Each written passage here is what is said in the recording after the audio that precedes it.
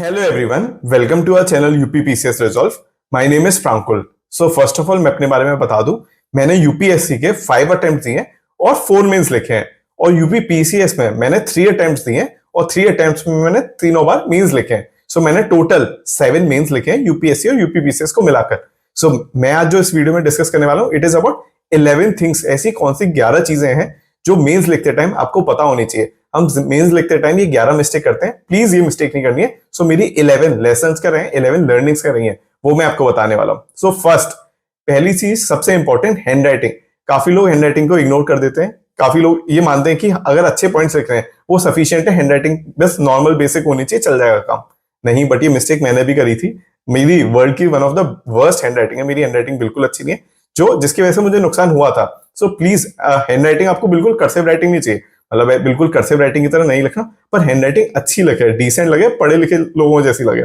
So proper alignment हो, proper words में space होना चाहिए, प्रॉपर स्पेसिंग वर्ड्स में, फॉन्ट साइज प्रॉपर होना चाहिए और बिल्कुल स्टैंडर्ड होना चाहिए. सो एक बेसिक लेवल की जितने भी टॉपर्स आपने देखे होंगे, अधिकतर, मोस्ट ऑफ द टॉपर, सारे नहीं बट मोस्ट टॉपर्स की हैंडराइटिंग आपको बहुत अच्छी, लेजिबल, क्लियर, स्टैंडर्ड फॉन्ट्स लगेंगे. ऐसा ही लगेगा कोई फॉन्ट इधर जा रहा है, कोई फॉन्ट इधर जा रहा है, कोई फॉन्ट बड़ा है, कोई फॉन्ट छोटा है. सो हैंडराइटिंग बहुत जरूरी है. हर वर्ड के बीच में उनका बराबर स्पेस होता है. ऐसा नहीं कि एक आंसर लिखा हो उसमें फॉन्ट्स में ज्यादा स्पेस है, एक आंसर लिखा उसमें फॉन्ट में कम स्पेस है.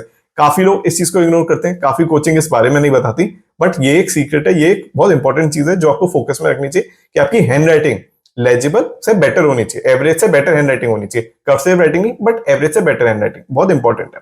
Second thing, PYQ versus coaching test series. हम में से काफी लोग टेस्ट सीरीज के लिए भागते हैं, अलग अलग कोचिंग इंस्टीट्यूट की, कि हमें टेस्ट सीरीज इकट्ठी करते हैं. सब लोग प्रॉमिस करते हैं 25 टेस्ट सीरीज देंगे, 30 टेस्ट सीरीज देंगे. वो सब आप प्रैक्टिस नहीं करने वाले हो, बट उसकी वजह से कोर्स में एनरोल हो जाते हो क्योंकि फोमो होता है टेस्ट सीरीज का. वो आप प्रैक्टिस नहीं करने वाले, बट रैंडम टेस्ट सीरीज से बेटर के लास्ट 5 ईयर्स के आपको पीवाईक्यूज प्रैक्टिस करने चाहिए. क्योंकि जब एग्जामिनर मेंस के पीवाईक्यूज बना रहा है, तो वो लास्ट ईयर के पीवाईक्यूज देखकर ही बनाता है, उसी पैटर्न पे आते हैं और काफी थीम बार बार रिपीट होती हैं. तो प्लीज मैं दोबारा बता रहा हूं, जैसे कि आर्ट एंड कल्चर है, आर्ट एंड कल्चर में सेम टॉपिक बार बार रिपीट होता है.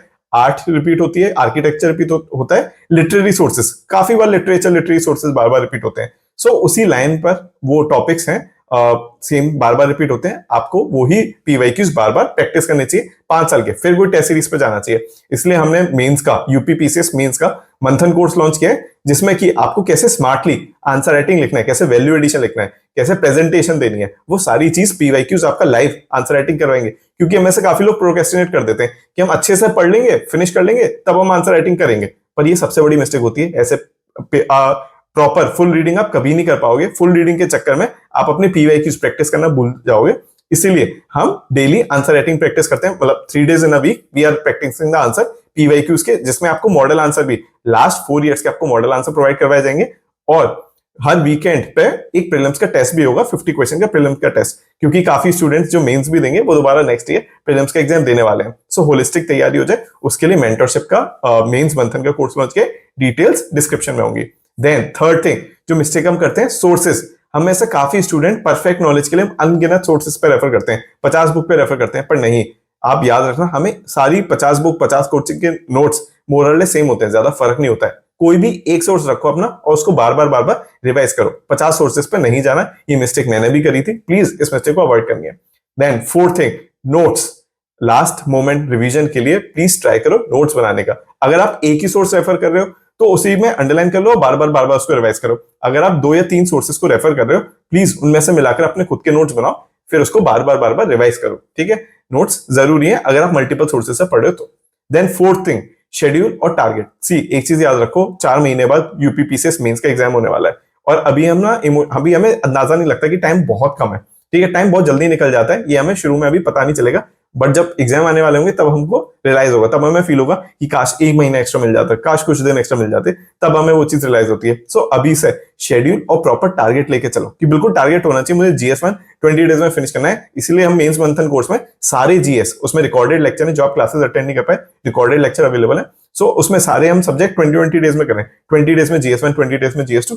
सो 20 डेज का टारगेट बनाओ, शेड्यूल बनाओ, पूरे शेड्यूल के अकॉर्डिंग आपको चलना है और टाइमली आपको सिलेबस फिनिश करना है. ठीक है, हम अपना टारगेट भूल जाते हैं, सिलेबस हम पूरा टाइमली फिनिश नहीं कर पाते और लास्ट में बहुत हौच पौच में, जल्दी में हमारा काफी सारा छूट जाता है सिलेबस कवर करना. प्लीज टारगेट मैनर में आपको पढ़ना है, शेड्यूल बना के पढ़ना है. देन सिक्स्थ, सब्जेक्ट वाइज हम में से सारे स्टूडेंट्स हैं, सबके फेवरेट सब्जेक्ट और नॉन फेवरेट सब्जेक्ट होते हैं। फॉर एग्जाम्पल मेरा फेवरेट था GS2 पॉलिटी, और मुझे कम जो अच्छा लगता था वो ज्योग्राफी था, जिसमें मार्क्स में वो पता चलता है एग्जाम में जब आप देकर आते हो तो रिजल्ट में वो रिफ्लेक्ट होता है कि आपका जो फेवरेट है उसमें ज्यादा आते हैं, जो नॉन फेवरेट होता है उसमें कम आते हैं।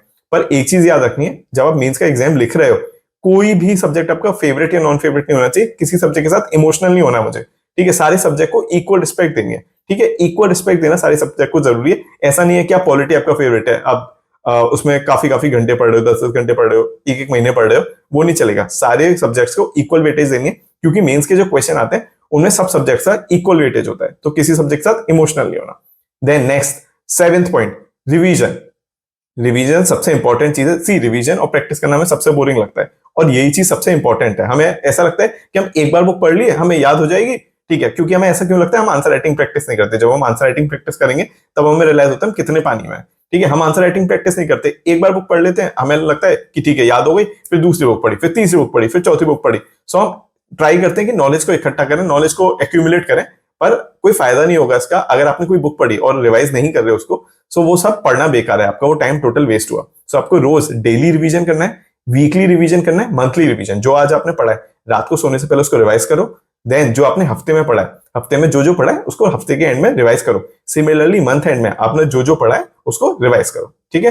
रिवीजन इज सबसे इंपॉर्टेंट। अगर आपका रिवीजन प्रॉपर है, I can challenge you, I can bet you, आपको कोई नहीं हरा सकता। Then next 8th thing, ignoring UP specific subject.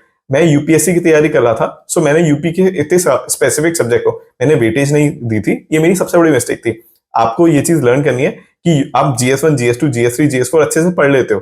काफी यूपीएससी स्टूडेंट भी यूपी का एग्जाम दे रहे हैं, पर आप में से काफी लोग यूपी वाले सब्जेक्ट मिस कर लेते हैं कि यूपी का आर्किटेक्चर, रूरल इंडिया कैसा है, डिस्ट्रिक्ट का नाम कैसा है, वो आपको याद रखना है, ठीक है। आपको यूपी की रिलेटेड चीजें, इंफ्रास्ट्रक्चर के बारे में, डिस्ट्रिक्ट्स के बारे में, स्कीम्स के बारे में, ये सब पता होना चाहिए। प्लीज यूपी स्पेसिफिक सब्जेक्ट को आपको रिस्पेक्ट देना है, नहीं दोगे तो वो आपके कम मार्क्स में रिफ्लेक्ट होगा। सो ये मिस्टेक मैंने करी थी, आप ये मिस्टेक मत करिएगा। यूपीएससी की तैयारी कर रहा था, इसलिए मैंने यूपी स्पेसिफिक सब्जेक्ट को इतना वेटेज नहीं करा था, उसकी प्रॉपर प्रिपरेशन नहीं करी थी, जो मेरे मार्क्स में रिफ्लेक्ट हुई। नेक्स्ट 9th पॉइंट जो मैंने मिस्टेक करी थी, complacency due to UPSC. UPSC की वजह से मैंने यूपी पीसीएस पे फोकस नहीं करा। काफी स्टूडेंट्स आप यूपीएससी वाले यूपी पीसीएस का एग्जाम दे रहे हैं, सो हम यूपीएससी की अपनी नॉलेज से यूपी पीसीएस का अटेम्प्ट करने का कोशिश करते हैं। ऑल्दो सिलेबस पूरा का पूरा डिट्टो सेम है यूपीएससी का और यूपी पीसीएस का, 4 सब्जेक्ट का, GS 1 2 3 4 का, पर हम यूपी पीसीएस के पेपर को प्रॉपर वेटेज नहीं देते। ये हम सबसे बड़ी मिस्टेक करते हैं, तो ये मिस्टेक्स आपको नहीं करनी।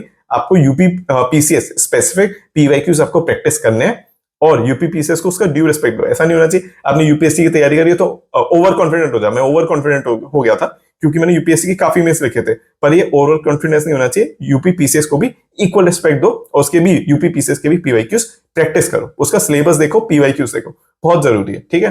Then next 10th point, ignoring Hindi paper. मैं इंग्लिश मीडियम से था, हिंदी का मैंने इतनी अच्छी प्रैक्टिस नहीं करी थी, मैंने ज्यादा वेटेज नहीं करा। एक सोर्स उठाया, उसी में से मैंने रट्टा मारने की कोशिश किया, जिसकी वजह से मेरे मार्क्स काफी कम है। 150 में से I used to score 40-50 number, which is very less, बहुत कम होते हैं, ठीक है। सो हम में से इंग्लिश मीडियम वाले काफी स्टूडेंट्स जो एस्पिरेंट्स होते हैं हिंदी पेपर इग्नोर कर देते हैं। प्लीज हिंदी पेपर इग्नोर नहीं करना है। हिंदी पेपर में काफी अच्छे स्टूडेंट स्कोर करते हैं, बहुत कॉम्पिटेटिव पेपर है हिंदी का, बहुत कॉम्पिटिशन है हिंदी के पेपर में।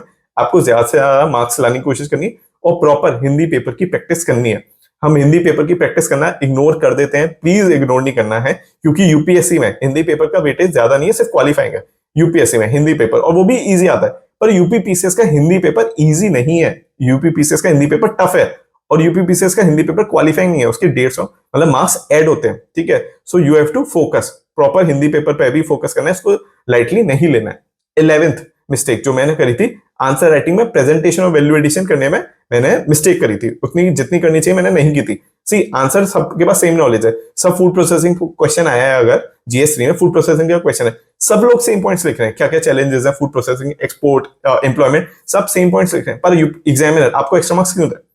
आपको, क्योंकि सीट्स बहुत लिमिटेड है, आप लिमिटेड सीट्स के लिए फाइट कर रहे हो। काफी हम में से काफी स्टूडेंट्स ये मिस्टेक कर देते हैं कि सर हमें आता है और हमने आंसर लिख दिया, इसका मतलब हम तैयार है। सिर्फ आंसर लिखने से आप तैयार नहीं होते, सिर्फ आंसर लिखने से आपका क्लियर नहीं होता है। आपको आंसर अच्छा स्मार्ट वे में लिखना है, प्रॉपर प्रेजेंटेशन और वैल्यू एडिशन के साथ लिखना है। जो भी आंसर है स्मार्टली लिखेगा, स्मार्टली इन द सेंस उसमें पीएम मोदी के वर्ड्स डालेगा, बेस्ट प्रैक्टिस डालेगा, इंडेक्स डालेगा। अब फूड प्रोसेसिंग पे सेक्टर पे क्वेश्चन है, सनराइज सेक्टर लिखना पड़ेगा जीडीपी में कितना कंट्रीब्यूशन, कितना एम्प्लॉयमेंट दे रहा है, फूड प्रोसेसिंग नहीं करते तो हमारा वेस्टेज 92,000 करोड़ का हो रहा है। ये सारी चीज आपको लिखनी पड़ेंगी। अगर आप ये वैल्यू एडिशन नहीं कर रहे, प्रेजेंटेशन, डायग्राम, फ्लो चार्ट्स सुंदर सुंदर नहीं बना रहे, तो आपके मार्क्स जनरल आएंगे। आप कंपटीशन से बाहर हो, लिमिटेड सीट्स है, लिमिटेड सीट्स के लिए कंपटीशन करना है, तो अच्छा सा वैल्यू एडिशन और प्रेजेंटेशन, फ्लो चार्ट, डायग्राम वो बनना जरूरी है, जो मेंस मंथन कोर्स में सीख रहे हैं कि कैसे हम अच्छा सा वैल्यू एडिशन करें, प्रेजेंटेशन करें, कैसे डायमेंशन बनाए। सो जितने ब्यूटीफुल सुंदर आंसर लिखोगे, जैसे सब्जी में तड़का अच्छा लगता है तो सब्जी में स्वाद आता है, सिमिलरली आपके आंसर में टेस्ट तब आएगा जब आप उसमें वैल्यू एडिशन, प्रेजेंटेशन के साथ तड़का लगाओगे, नहीं तो आपको जनरल मार्क्स मिलेंगे। ठीक है, so these were the 11 mistake. ये 11 मिस्टेक थी जो मैंने करी थी, जो आपको नहीं करनी है। ठीक है, बी केयरफुल, ये 11 मिस्टेक आपको नहीं करनी।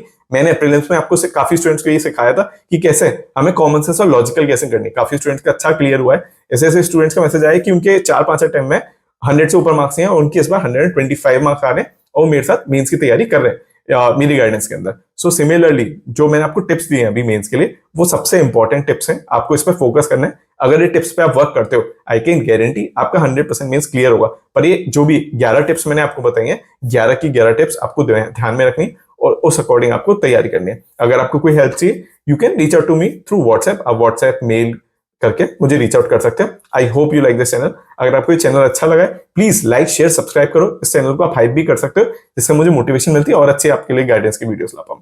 All the best for your preparation.